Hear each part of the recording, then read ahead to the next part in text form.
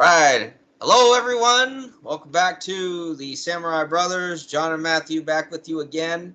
And we are on episode 23. We kind of had to take a break. A lot of things happening, just, family stuff going on, and then just work and the like. And I'm getting ready to try and, assist with coaching for this upcoming season. So, a lot of stuff going on, and it's going to get busy, especially with the holiday season. It's going to start coming up, right, Matthew? Yeah, I think that's going to be the real test of our podcast, because we're going to have stuff going on, and then there's going to be events going on and stuff like that. So at least for today, we kind of had to figure out, we've had to kind of talk about, when we're recording and such. And it's actually Thursday today, but I think we're going to be moving our recording sessions to during the week, because I think Sundays there's so much that we have to do.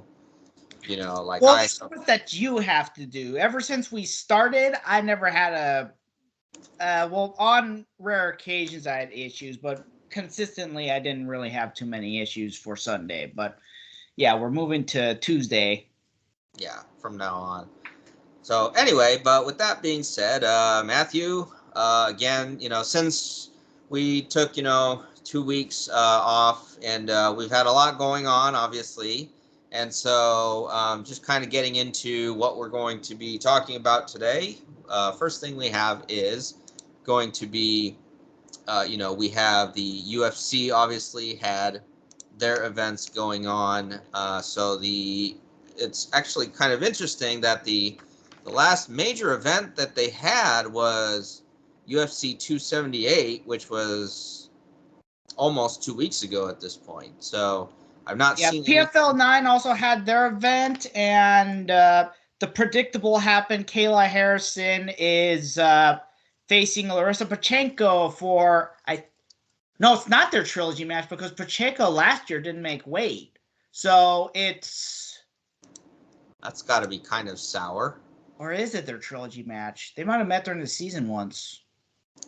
So we'll go over that event really quick. The other MMA event we'll cover, because Matthew told me about this, and so I figure, hey, one of my favorite fighters, who we'll talk about shortly after we cover the UFC 278. He fought in the ONE Championship, and this was the first fight that was on Amazon Prime. So Amazon, Matthew, I mean, they're all over the place in terms of entertainment. So now they're getting into the MMA, it seems.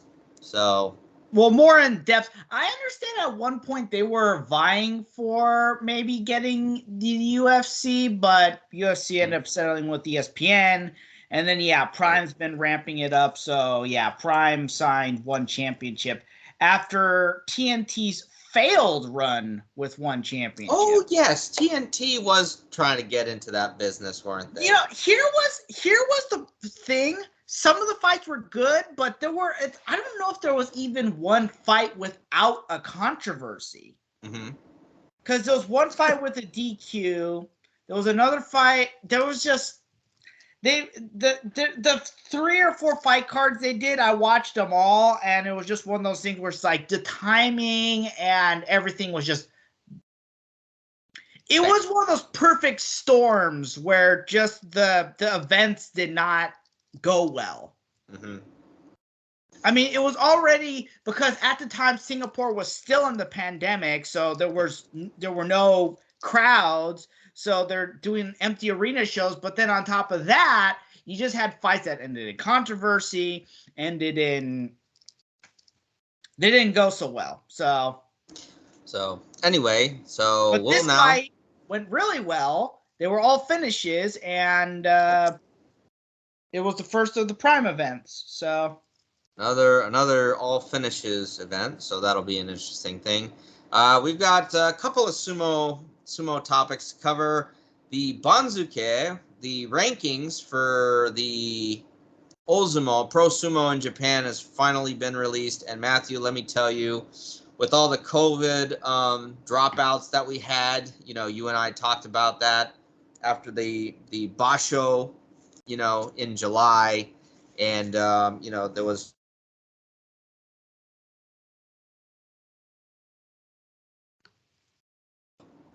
that, you know, they had to do a lot of different things in regards to who was going to get dropped how much, you know, based on the fact that they had to withdraw from the tournament, you know, mid Basho.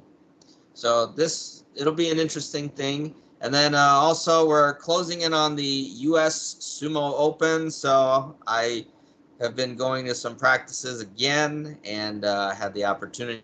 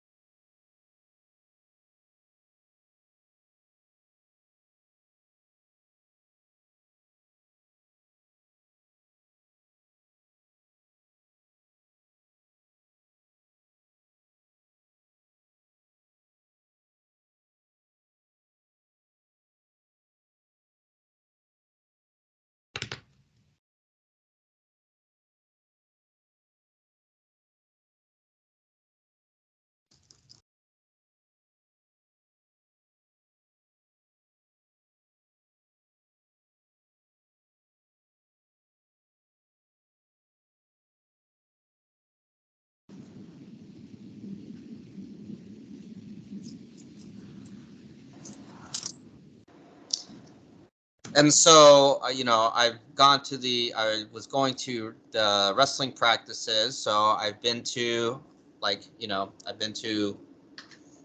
went to this one this last weekend and then got one more practice to go for this upcoming weekend. And then Friday will be the weigh-ins. And then Saturday will be the tournament itself. So, you know, and I really am getting to know people, making friends and stuff. So this will be something good to talk about when we get there. And then Matthew, lastly, you know, our favorite topic, or our favorite manga, I should say, which we always say for last, One Piece 1057 and 1058.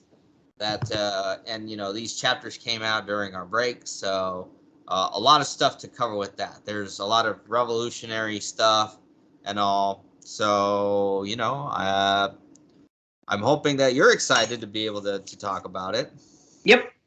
Yep. All right. So with that being said, Matthew, let's get right into it. And UFC 278. So this was Usman versus Edwards, and Matthew, Kamaru Usman, who I think it was his brother had fought in a previous event that you had mentioned, right? Yeah, his brother was in this year of the Ultimate Fighter, and he won all the way through, and he's basically on that path to kind of differentiate himself from his brother. Though he did have some encouragement from Kamaru during the show. So Matthew, were you able to watch the UFC 278 live? Yes, I was. What a main event. Usman looked like he was going through for a victory. He'd been winning most of the rounds. You could maybe say that round one was maybe for Edwards, but it was one of those things where, you know, he did the combination of ground and pound and you know, dirty boxing, clinch wrestling against the cage, and you know, his adaptation of striking. So it was looking like Usman was going to win. And then in the fifth round, Leon Edwards head kicks him into oblivion. Yes, into oblivion. It was one of those things. It was one of those things you could tell he was out before he hit the floor. Ah. I've seen like some highlights of those. Yeah, some of those. Yeah, some fighters. It's like it depends on where they get hit because they're it's like the way that the body reacts. Some of them, their nerves will tighten up. Others will just go completely limp. Usman was the former, where it's like his eyes were open, but he was just like, he was not there, and he was kind of in one of those like seized up position. Mm-hmm. All right, well then let's get right into it, Matthew. So we'll go real quick over the early prelims. So you had Daniel Da Silva versus Victor Altamirano, and Altamirano ended up getting a KO TKO at 3 minutes 39 seconds of the first round, which actually earned him a performance of the night. I actually didn't see the early ESPN Plus exclusive prelims. Yeah.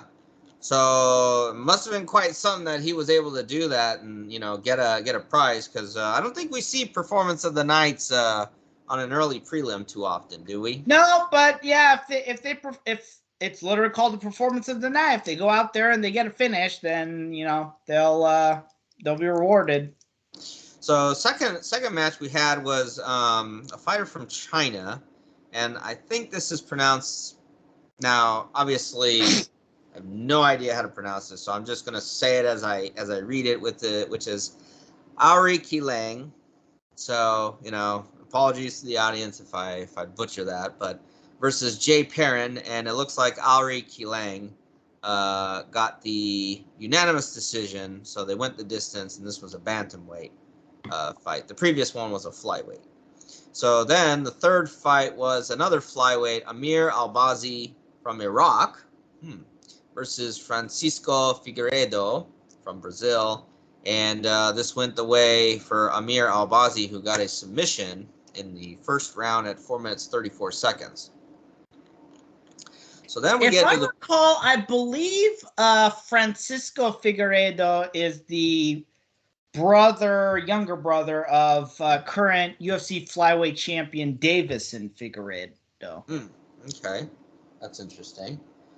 So then we'll get into the prelims, and there were 4 fights there. So you had a welterweight bout, AJ Fletcher versus Ang Lusa from Congo, and Ang Lusa won this with a unanimous decision. So. Yeah, I believe Fletcher, I'd like to say, was on the last Contender Series, which are ongoing, and I actually watched him last year, and he was one of those guys who stuck out, and then he got into the UFC and was going through, and it's one of those things where it's like you could have all the potential in the world. We'll see how far this guy goes. Okay.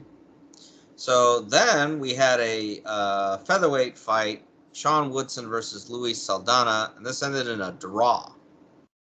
So I'd like to say, was there I'm trying to remember if there was a point deducted. Or if it was, they might have called it, was this the split draw? This might have been that split. Yes, it says it was a split draw. So what happens there, you know how a split decision goes, right? Right. You have, let's say, I don't know, it could be like a 30-27, 29-28, 29-28, for example, and one of the judges scored one of those cards for the other fighter while the other two. Yeah, so the way a split draw goes is similar to that, except one of the judges scores it a draw. Right. So yeah, I'm like I said, I'm trying to remember if there was a point deduction. I can't remember. So, one of the things I've found interesting is last couple of times we've been covering these is that I've actually seen quite a few draws, and I remember when you and I used to go watch, when you and I used to go and be watching, these events, I didn't really see any draws during those times. So to be seeing that in recent times, I think is interesting.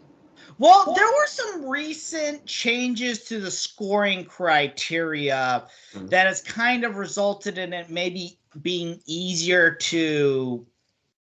for that to happen. That's interesting. And what brought about those changes, would you say? Just some criticism because the scoring can always be better, and it's never been perfect. Mm-hmm.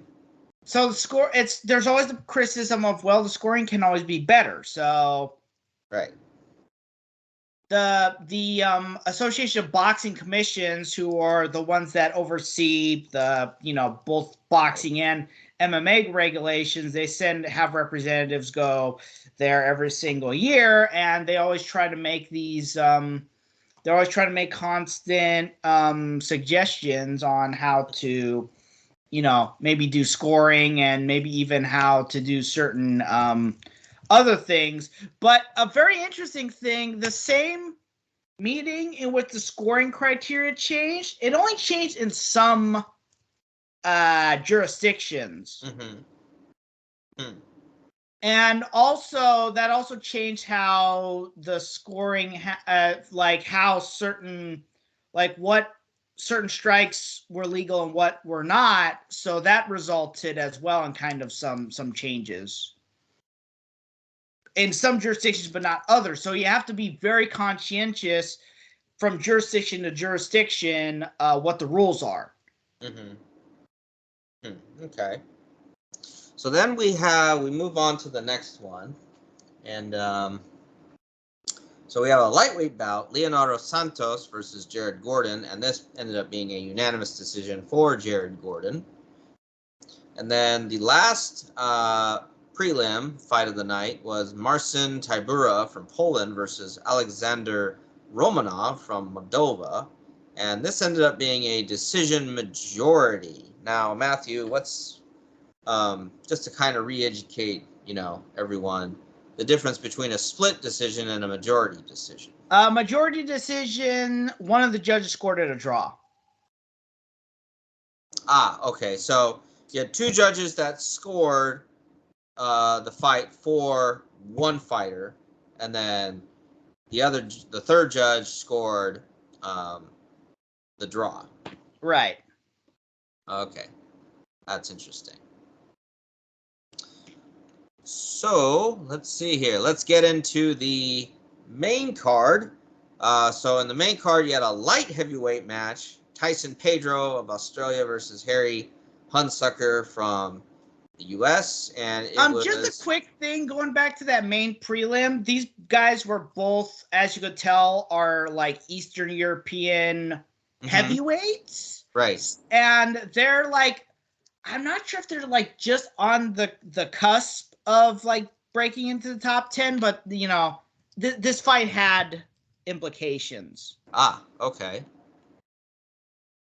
So then we're getting into the light heavyweight. So Hunsucker and Tyson are both up and comers.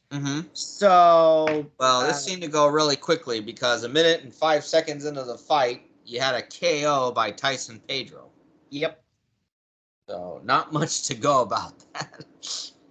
So a quick fight there. Then you had the women's bantamweight bout, which was Wu Yanan from China versus Lucy Pudilova from Czechia. And this fight went the way of Lucy Pudilova, and she scored a knockout at 4 minutes and 4 seconds in the second round. So that was interesting. Did this fight have any implications that you would have been aware of? No, these two are both up and comers in the bantamweight division. They're I don't know if they're even ranked in the top 20. Okay. So then you've got here's a name I'm familiar with in the bantamweight bout: Jose Aldo and versus Merab Davishvili from Georgia. Yep. And he actually scored the win. Back when I actually watched the Contender Series, or no, not the Contender Series, Dana White Looking for a Fight, maybe I should get back into watching that series. But back when I watched Dana White Looking for a Fight, this guy showed up. And so he caught my eye. I'm just like, oh. So then he got into the UFC because of that show, and then he just kept going. And yeah, he's going up. He's been on a upward trajectory ever since he first got in. So he's it wouldn't surprise me if he'd fight for the title next after Dillashaw fights Aljo. Oh, Dillashaw's still working his way around, huh? Yeah, he served out his suspension, which he actually took the time to actually get double shoulder surgery. Yeah, that can be tough. Well, he served a 2-year suspension because he got popped when he went down and challenged Cejudo. So yeah, he was just like, well, I'm not going to be doing anything else, so might as well. So he took the time to get the double. I do know that Allen will still text, Dillashaw.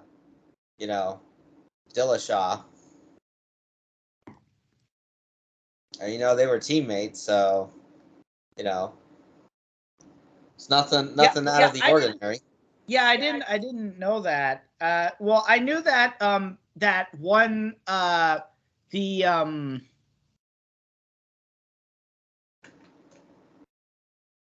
there was that one season of The Ultimate Fighter where Dillashaw was coaching, and it was I think it was the redemption season, and Jesse Taylor's on it, and I was like, I knew both those guys were on the Fullerton team, the Cal State Fullerton team. So it's like I knew. So I was just like, man, this is not surprising, and they made reference to it on the show. Mm-hmm. So our co-main event of the night, which ended up being the fight of the night, and Paulo Costa. This is a middleweight bout. Paulo Costa from Brazil versus Luke Rockhold from the United States. And this went the distance, Matthew. And so unanimous decision for Paulo in this case. Now, because it was a fight of the night, I mean, it had to be really something. And give us a breakdown of what you were seeing in this fight. Well, let's see. Costa went in there, and he controlled that first round. He's the younger guy. He's arguably the bigger guy. He at one point was thinking about going up to light heavyweight.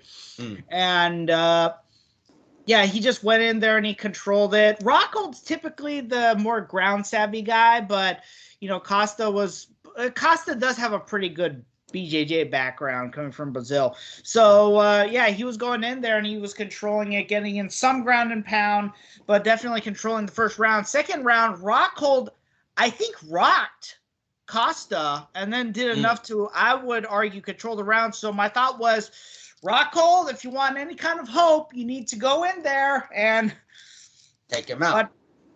Definitely at least win the round dominantly, but he went out there and missed his opportunity.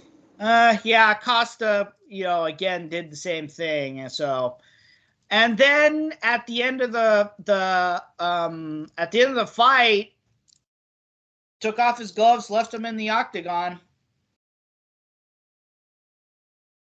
And he was the Strikeforce middleweight champion. He was the what's it called? He was the UFC middleweight champion. So he didn't really have a whole lot to prove. Not to mention he's got modeling deals. He's a good enough looking UFC guy. It's just like, just go and model. Yeah. He dated Demi Lovato at one point. Well, yeah, that's quite a career to have, because he was around for quite a while. I remember. Yeah. A nice thing to see is that, he comes from, American Kickboxing Academy. And, of course, Cormier spent most of his MMA career at AKA. He was doing commentary. So, when he's when Rockhold was done and walking out, it's like they showed a wide shot. Cormier took off his headset, rushed over and hugged him. Mm-hmm. Yeah, when you've been around people for a long time, And with all this stuff that's been going on, Yeah, and there were one or two other AKA guys who also were like, yeah. good fight, good. It's you know what? If you have to go out on a loss, go out with the fight of the night. Yeah. Go out there giving it your all and getting it's like one last hurrah. So, our main event, Matthew, and this has been some year in terms of retirements. It's like I don't have the whole list with me right now, but it's like Rockhold retired, Jonan Jurczyk retired, Uriah Hall retired. The number of people who have Donald Cerrone, Cowboy, the number of people that have just retired that are of note. It's just this is just one of it's like to the young the new young people, it's like this is a changing of the guard. Take advantage of it. People are leaving. It's like, well, you know what? It like Dad has said, you can't beat Father Time. Yeah, the reality is you only have a certain it's like your shelf life when you're an athlete. It's most people I would say that the majority only do it into their 20s. Yeah. I mean we did. At least although I mean competitively anyways. Competitively, yes, although, and then it's really, I think, you and I both coming from athletic backgrounds, and then once you're out of it and then you get back into it, it's hard. Well, first of all, you miss being in it. And then, you get to a point where it's like, well, what have I been doing with this? And that's why I think people will want to get back. But when you've been out of it for so long, you can never get back into the shape you were unless you are 120%. That's all you're focusing on for, 24. Or you have a job where you can, work around a workout schedule. Right. You cannot. Well, I mean, I'm not going to say it's not undoable. You could technically, with a 9 to 5, you could get that in, but you really have to have the drive for it. If you don't have the drive for it, you're not gonna get there. So that's unfortunately one of the things I feel about is that kind of being where I'm at right now. I could try to do a little bit better, but maybe I just have to wake out of my shell. I just have to get out of my cocoon that I'm in right now to really get going. And I'm not going to blame anyone except myself in regards to that. So it's just getting motivated to do that. So let's get into this, Matthew, the main event, which was Kamaru Usman versus Leon Edwards. This was the welterweight title bout. So could you actually check, because it might have been the 4th round that the KO happened. So on the UFC's website it says the 5th round. Okay, I was right. Yeah. Yeah. 5th round. Yeah, like I said, it was one of those situations where it's like going in. It's like it's the only way Edwards could have won is with the finish, and he got the finish. Well, and he cut it pretty close because it was the last minute of the fight, basically. Yeah, everyone there was thinking, "Oh, this is another win for Usman," and yeah.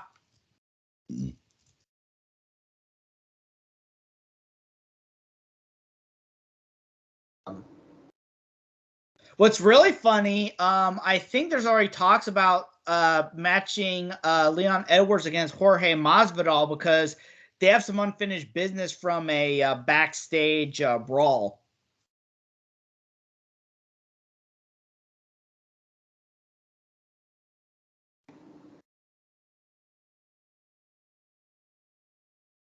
So yeah, if that matchup between Jorge Masvidal comes up, that'll be interesting to settle that. You know, right? It's like Masvidal is just one who just likes to like make personal vendettas with people. It's like he's got that personal vendetta with Colby Covington, Kamaru Usman, and Leon Edwards. I mean, way to make yourself relevant, but I'm sure there's a better way you could do that. All right. Well, that concludes UFC 278, Matthew. And I think if I were to look at really quick on events, and then I guess the next one that's going to be coming up is a fight night, and it's Gain versus Tuivasa, right? Yeah, so, these guys, Tuivasa, if he wins, is looking to maybe get a title shot against Francis Ngannou. And what about Gain? What Gann's looking to stay in the title hunt because he's the interim champ. You know, he just fought Francis, so he's trying to stay relevant is essentially what's happening here. So. And then another one which might be interesting is Chimaev versus Diaz. Oh, I heard some insane gym stories about Khamzat Chimaev, and I'm just like, oh my gosh, dude, slow down. Like, gee whiz, you Chechenian nut.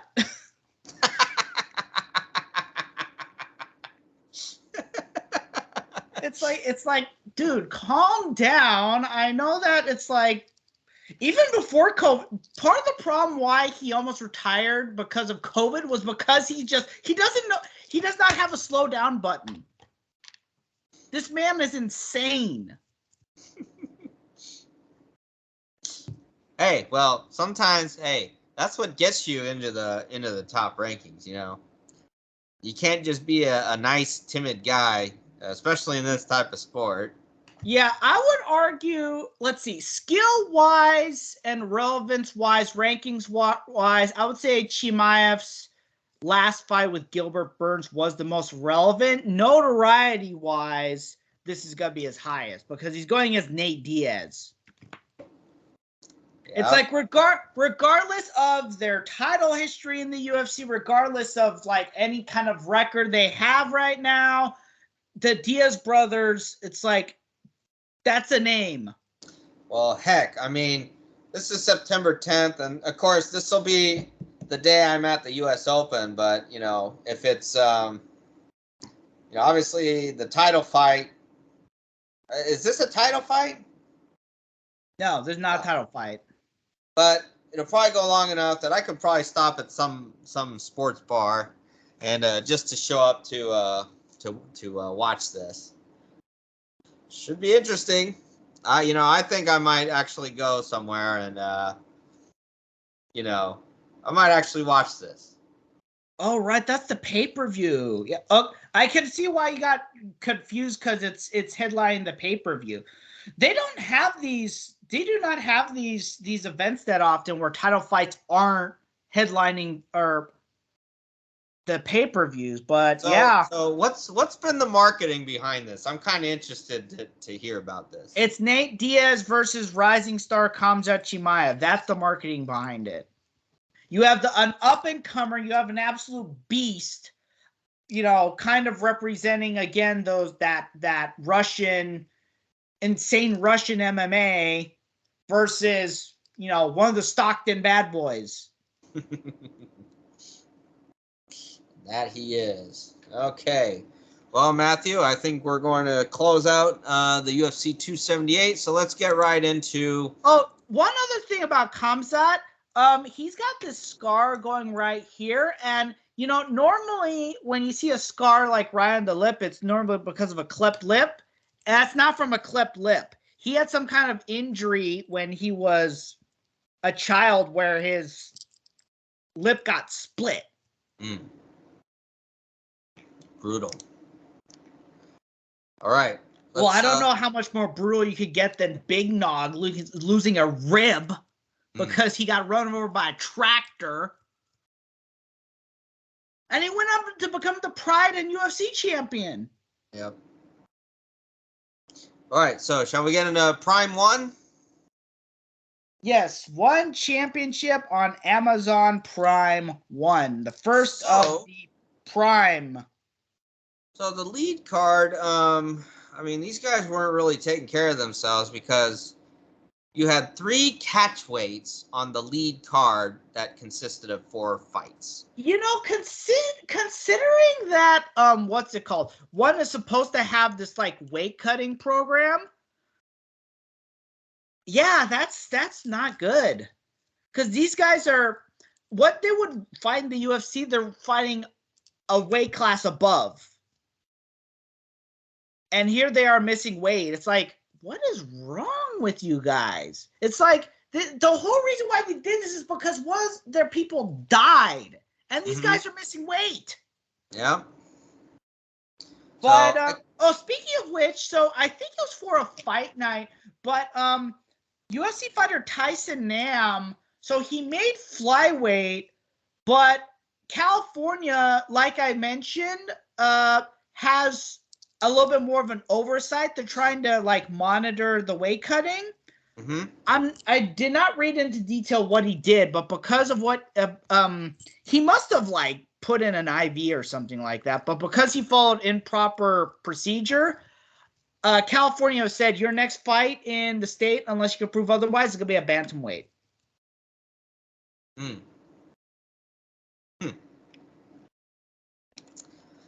All right, Math. Well, let's get right into it then, so that we can. I'm gonna let you know. I have only seen the main event. I have not seen the rest of the fight card. So Okay. And yeah, just being upfront, being transparent. But you ask me about anything else, I'm not really gonna know about it. I just know the main event. Then I'll just read these through then, so that then we can get to the main event. So you should probably also mention the fact that one or two fights were Muay Thai, right?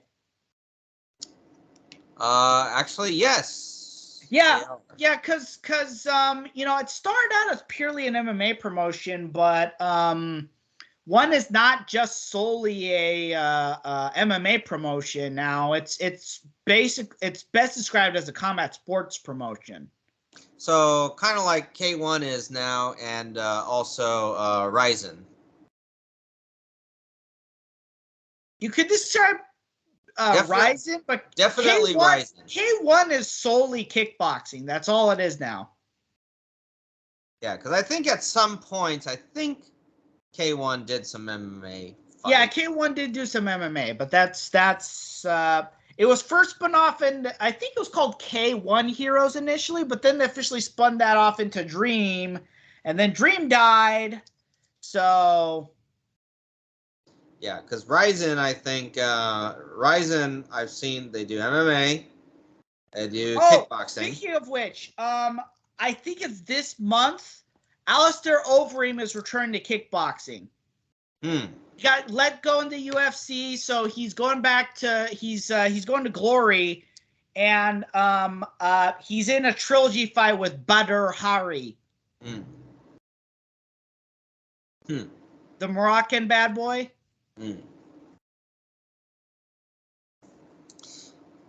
So let's get into I'm going to read this off really quick on the lead cards. So you had 3, and the first 3 fights are catchweight fights.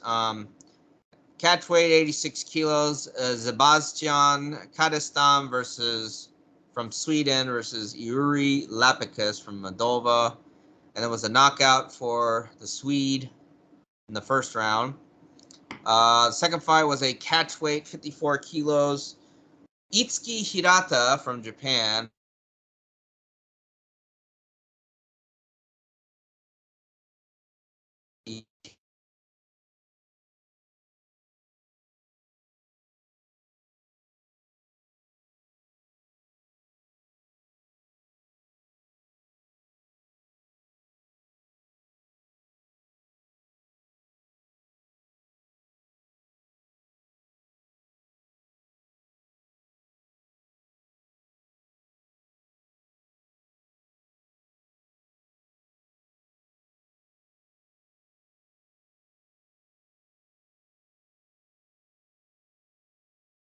a knockout in the first round for Super Lick.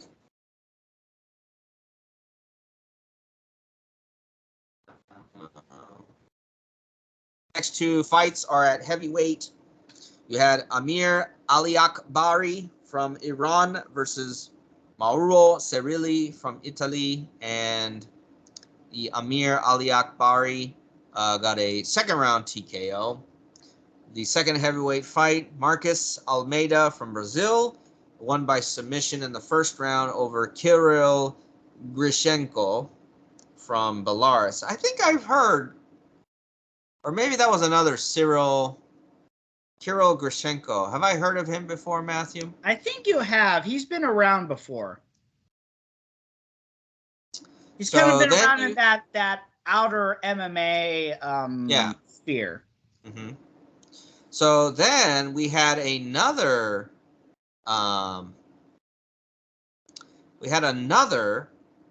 Actually, let me make sure this is the other flyweight Muay Thai World Grand Prix semifinal.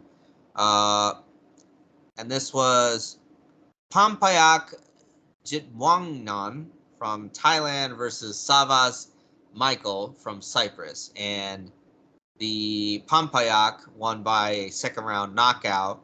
So I think what's going to happen is basically the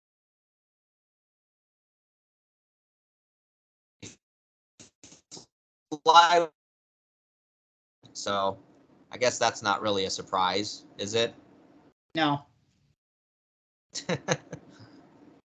And then the co-main event was the Bantamweight Muay Thai World Championships. Nongo Gayangaldo from Thailand, who scored a first-round TKO over Liam Harrison from the UK. And I think that name sounds familiar too, if I'm not mistaken. Yeah, he's another one of those guys who's been on that outer international MMA sphere. Yeah.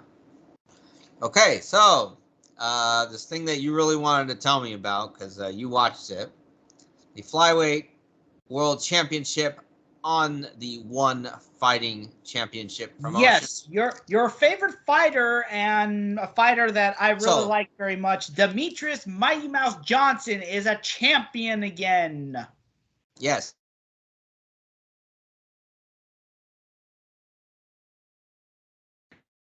And who was in round 4. So Matthew, since you did mention that you watched the fight, break it down for us. What happened?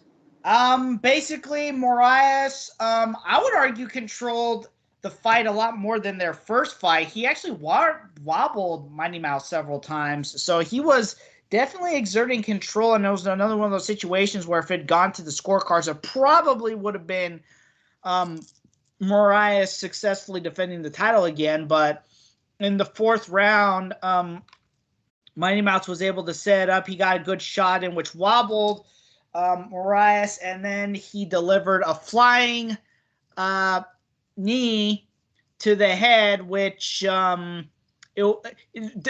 once Moraes hit the floor, Mighty Mouse just walked away. He didn't even bother with follow-up shots. He just walked away. It's like, I know I've won. He might not have been out. He looked like he might have still been conscious, but he was like in no position to defend himself. So it's like, yes, Mighty Mouse is a champion again.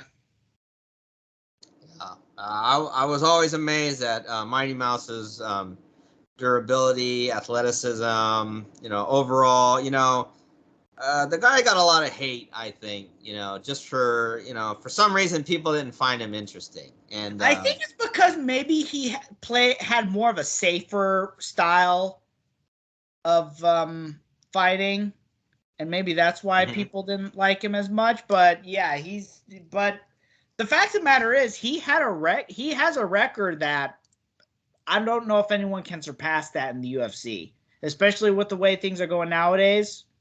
I don't know if 11 title defenses can be surpassed.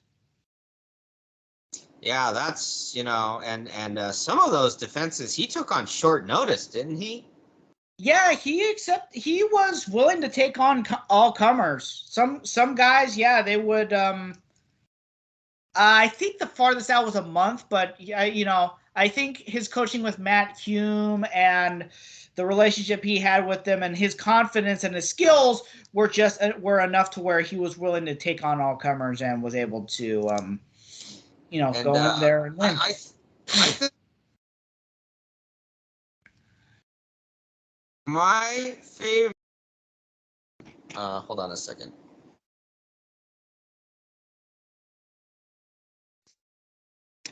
With the let's see here. Hold on a second. Am I coming through? Yep. Okay. I've been having a little trouble at home with my internet, so apologies to everyone. Okay, so anyway, my favorite fight, Matthew, to this day out of Mighty Mouse is when he finished off his opponent with a last second armbar.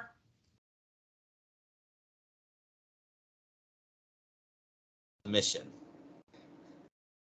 Yeah, it was that armbar against, I think it was Kyoji Horiguchi, right? I think probably. So that was a very interesting. He set a record for a title defense. He's the only champion who has a finish at 4:59 of round 5. Right. That's another thing. He set multiple records, and I don't know if you can surpass any of those. But just people, don't give him. Yeah, that fight especially, he dominated the entire fight. He could have just cruised in there, but no, he was like, I still want that finish, and he went in there and he heard the 10-second clap, so he knew it's like. He knew that he could have easily just cruised in for the win, but no, he chose to go for the finish. And it's like there was no way that he wasn't going to win that fight, but he chose to go for the finish and, just solidified his legacy even more. Yep. Well, glad to hear that he's doing well, and so we'll have to see how he does on his next title defense. I think he and I are the same age. Interesting. I think him and Moraes' last fight, I think, was on one of those TNT. Yeah, it was on one of those TNT cards. But it's interesting because one goes by what's called the global MMA rule set. They basically combined the stateside unified rules with the Japanese rules and create kind of a hybrid that they call the global MMA rule set. So knees to a downed opponent are to the head of a downed opponent are legal. The first fight, that's how Moraes won the fight, was Mighty Mouse was down and he threw a knee to his head, which, like I said, it's legal, but it was probably a little bit more brutal than I think a lot of people, even me, because it's like I call myself a Pride fan, but I was just like, "Ooh, sheesh, not used to those." All right, so let's get. Speaking of which, the Amazon partnership is actually has the goal of eventually bringing one championship events to stateside. I think that would be interesting. The only downside being that they would have to do the exact same thing that Pride did, and they'd have to go by unified rules. Yeah. I don't know how. Yeah, might be a challenge, but all right. Are you ready let's talk about some sumo then, shall we? So let's. So interesting thing that happened was. So you had you had a lot of people pulling out in the last basho, in sumo, because of COVID. What do you call it? Positive COVID, infections, and I think it was a lot of criticism, I think, being thrown at the Kyokai for the fact that, hey, they're running this thing, they're making people drop out, and they're making whole stables or whole heias dropping out, even though wrestlers were testing negative. And it was they made it very, very, very complicated. It was very complicated. It was very unfair to a lot of the wrestlers. You had, for example, a couple of guys that had never missed matches in 10, 20 years of sumo wrestling. All of a sudden, something that wasn't even their fault. It wasn't even due to injury. The most initially they were gonna end those records. Well, those records would have ended, but it wasn't until I think you had news organizations, I think, were asking the Kyokai, hey, these guys, they never withdrew on their own accord. They were forced to withdraw. And so the NSK, at least according to news sources, were saying that these records were going to be protected. But even with that, you get some of these guys, they kind of have an asterisk next to them because of just how their records might look, because of the fact that they did miss some matches. But those perfect attendance, and it's gonna definitely be in parentheses, perfect attendance, because you're gonna have that asterisk next to it. But it is what it is. Anyway, so what's interesting, Matthew, about this basho, or at least the rankings, the banzuke. So Mitaki Umi, he was on his way to a losing record, and the saving grace was that there was an infection at his heya, so he was allowed to keep his rank. But without a doubt, he's going to be karoban this basho, so he's going to have to get a majority of wins in order to protect his rank, or else he's going to be falling. Now, the interesting thing they did this time, as far as the lower sanyaku, so the sekiwake and komosubi, this is the first time now, at least according to the reports I'm seeing about this, people are posting, stats on, the sumo forum.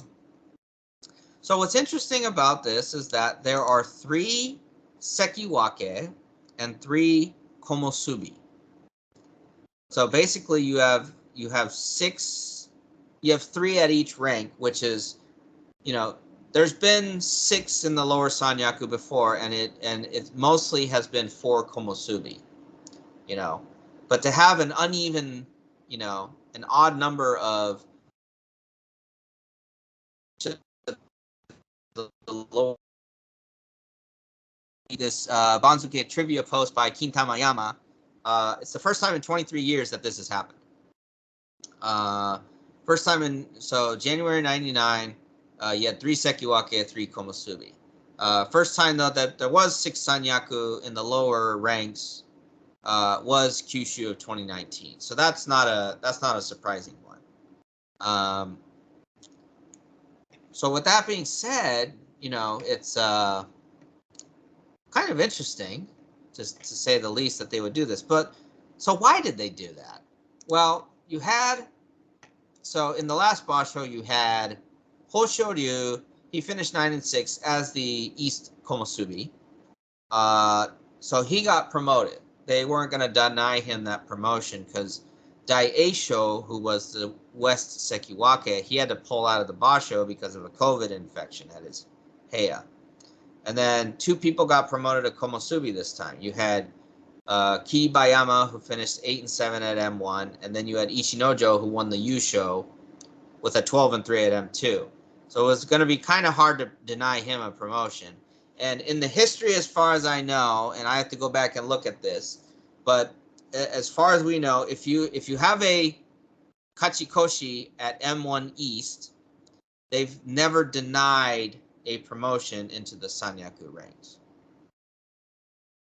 So now, with that being said, what all ensued in the chaos? Well, you had people that didn't even finish the basho, and either they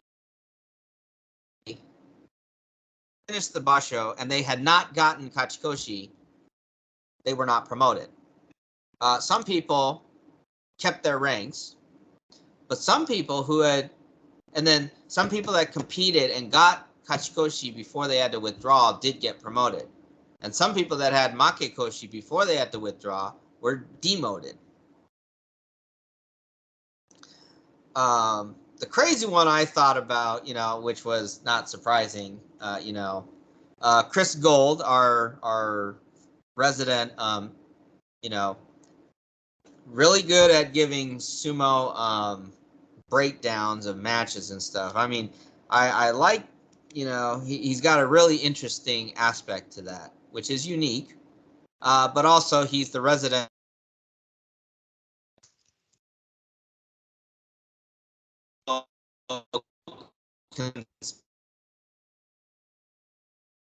the J9 from, what was this rank? So Hokuseiho went 11-4 at J13, and he only got promoted to J9. So, he's saying, oh, the Banzuke committee had anti-Hakuho sentiment because, Hokuseiho is in Hakuho's Beya. And by the way, Hakuho is now the head of that.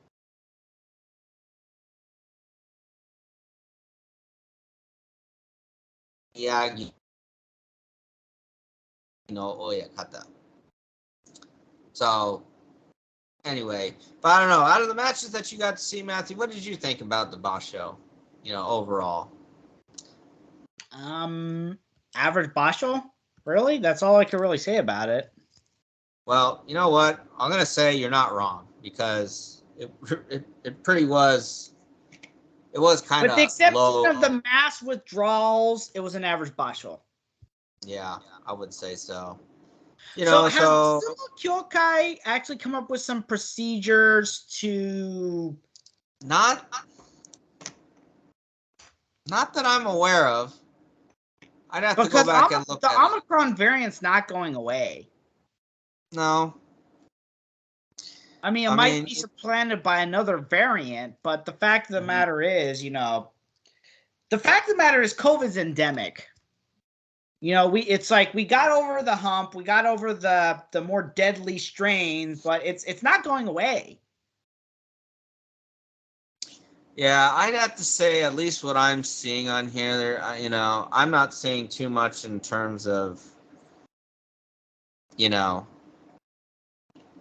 what to do. Just not there. Because it's like, what if this happens this Basho? Or the next Basho? Yeah. Or the next Basho? Yeah, what procedures are you going to do with that? And I'm looking, like Nikon Sports is the leading. They post a lot of interesting coverage, about sumo. Some people feel they're a little biased towards sumo, but it's like, hey, they provide some good stuff, so I'm not going to complain. But even they're not. I'm not seeing anything that they're posting about COVID protocols for the Basho. So hopefully it's not going to happen again, or they're coming up with something and they're just not telling us. Hard to say. So that's my bit as far as pro sumo goes. Now, Matthew, let's get into the fact that I'll be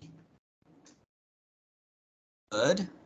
Kind of show some matches, and I know that you saw a couple. And I think the video quality is not that great, but I think I want to screen share with you so that you'll be able to see it and stuff. So let me just do this real quick, and hopefully you're able to. Are you able to see the screen?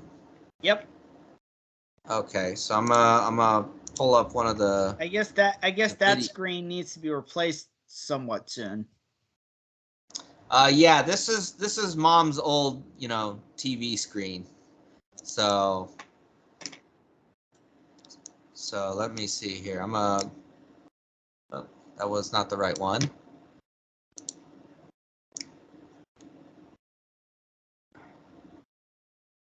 Oh, you went up against a big bearded man. Oh yeah, so this guy, gosh, I forgot his name already, but he's actually he's a high school wrestling coach. Really? Yeah. So, and he likes to do this too. So, this was one of my favorite matches. Even though I lost this match, I felt it was one of my more competitive matches for the day. And then also, this is Takeshi, and he's an amateur champion from Japan. So he didn't enter pro, but he's also a gold medalist at the U.S. Open, and he's actually one of the lighter guys to win the open weight. Really? So, yeah, Yeah, he he looks pretty wrestles. small for an open weight guy, considering you were talking about how there's like 400-pound guys in the open Well, weight. no. You've got heavyweight, which is you weigh like 250 something, right, and above. But open weight, anyone can enter. Open weight is pretty much, the It's open weight. right pro sumo, the pro sumo method. So he's going to be in my weight class. So, that means that I'll probably have to go against him. So he's going to be in my weight class, which is going to be max 220. So he's won the open weight weighing that much as a middleweight. Middleweight. Is what they call it. It's quite something, isn't it? Mm-hmm. So, and then in the background here, you've got Yamamoto Yama, heaviest Japanese sumo wrestler ever. Really? What's he doing out here? Well, he retired, and then he decided, and when he retired, he didn't have a kabu available, so he couldn't stay in the Kyokai. So he decided I think he kind of made some appearances outside of Japan, and then he settled, on coming out here. And then he was even, he's been in a couple movies. One would include John Wick 2. Really?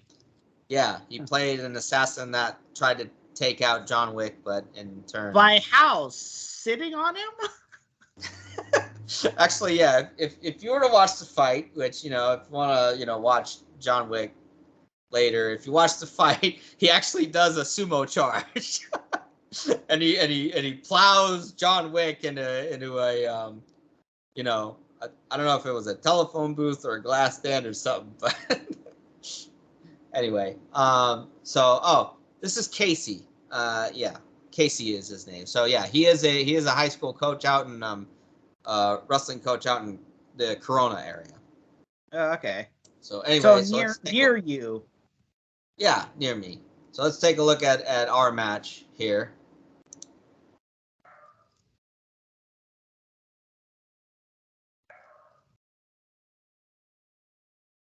I'm guessing Casey's a weight class or two above you.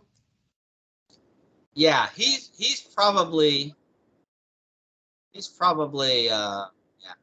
so I ended up getting taken down, but that was one of the more competitive matches I had, which so that was good for me, I thought. I think he weight or heavyweight. He's probably weighing definitely upwards of 250. So he might be a heavyweight. The other match I had was I think here's this one. This is I think Danny was his name. And so this was actually the first time.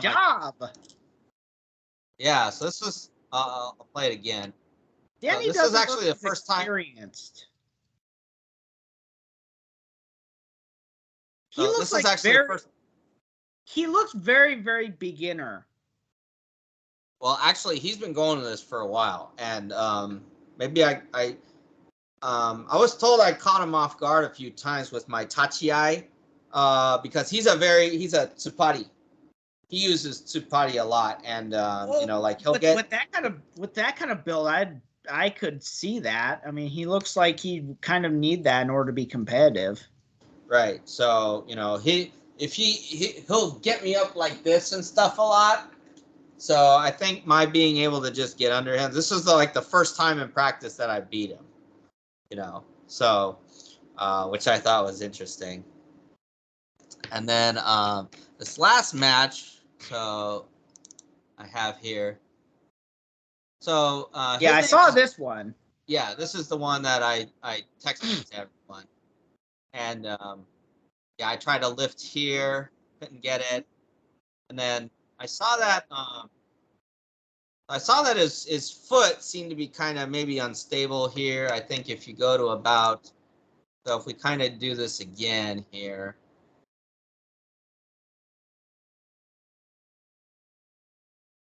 Then, yeah, see, I tried to lift. And then right about here, I was kind of seeing that he had his foot back. So that's where then I thought to go for the, you know, the shtate nage, under belt throw. And anyway, but I'm told he's a lightweight champion at the U.S. Open.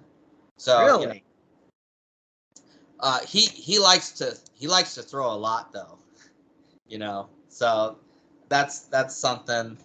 But yeah, that's kind of how that goes. So you know, again, hey, you know, I'm having fun with this. And by the way, I tried asking if there's like a sumo club up in, you know, like Bakersfield, that area. It's like, yeah, you know, maybe you could go out there. There's no real club out there, although they said that there's a couple of brothers. They've got like their own little that they'll do in their garage apparently. So you know, I know that you want to start doing that, but if you can give me their contact info, I might start going down to Bakersfield like maybe once a month or something like that. Yeah. Obviously, you know, I could show you, you know, like some of the exercises and stuff. So that maybe, because there's stuff that you can do by yourself. Obviously, when you want to get, and that can help you get into some shape. Obviously, the next best thing after that is being able to, you know, do the practice with actual people, right? You obviously want to be able to do that. Well, I've got a friend of mine who I would argue I could probably it's like we've talked about doing sumo. So By the way, so I did find out there's an Orange County sumo club, but it's not as organized as this, because the guy who actually runs who's he's a major player on the organization of the tournament itself. You know, was the guy who was kind of like sitting in the middle, you know, officiating the match. So you know, it's a lot more organized. This OC Sumo Club, they kind of do their practices outside, and they have like a makeshift ring, and they'll do their practices on the grass, and so they get into maybe like makeshift Moashis too. So they don't really, it's not as big on practice. So. well, it's something to, you know, you don't have to go all the way to Torrance. Right. Well, my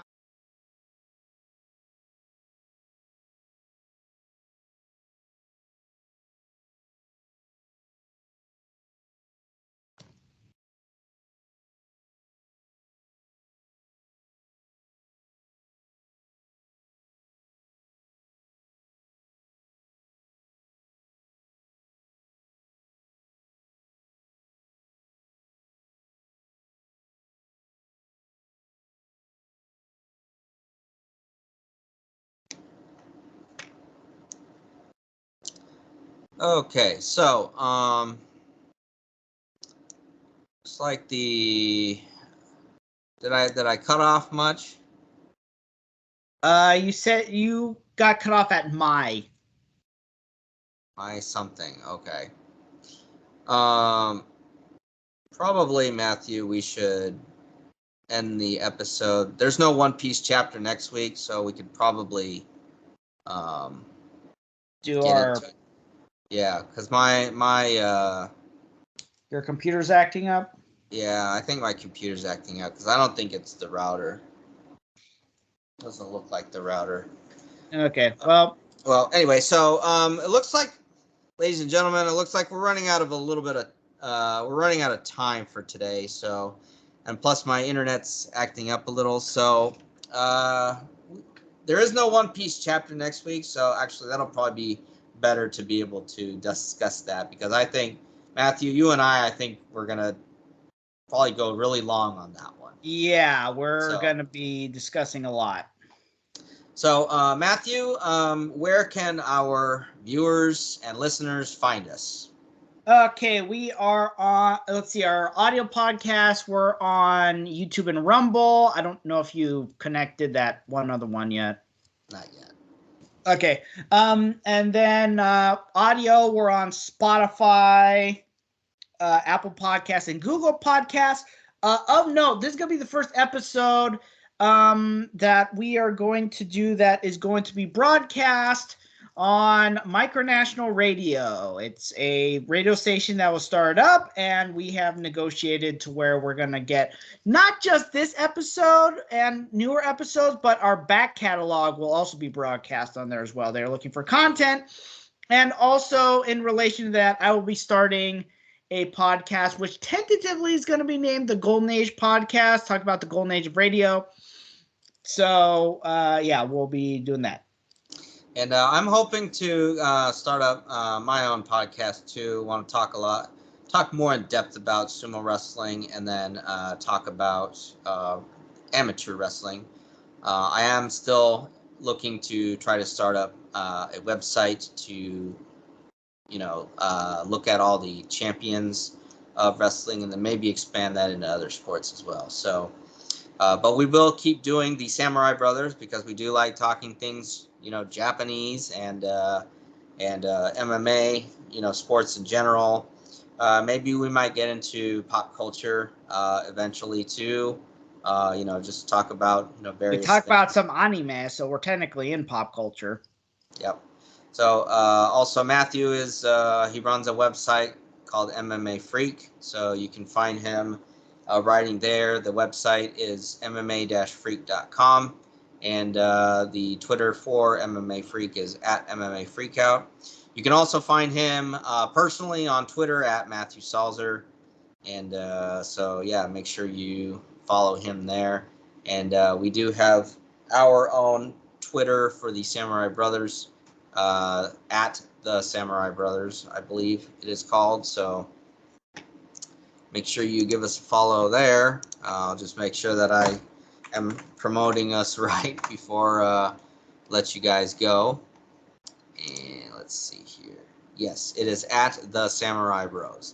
So make sure that come out and follow us, subscribe, and everything. And so Matthew, with that being said, thanks as always for your colorful insight. Yep. And make sure that we fix my internet and then such like that. So again, everyone, thanks for coming out, and hope you have a great night, and we will see you all later.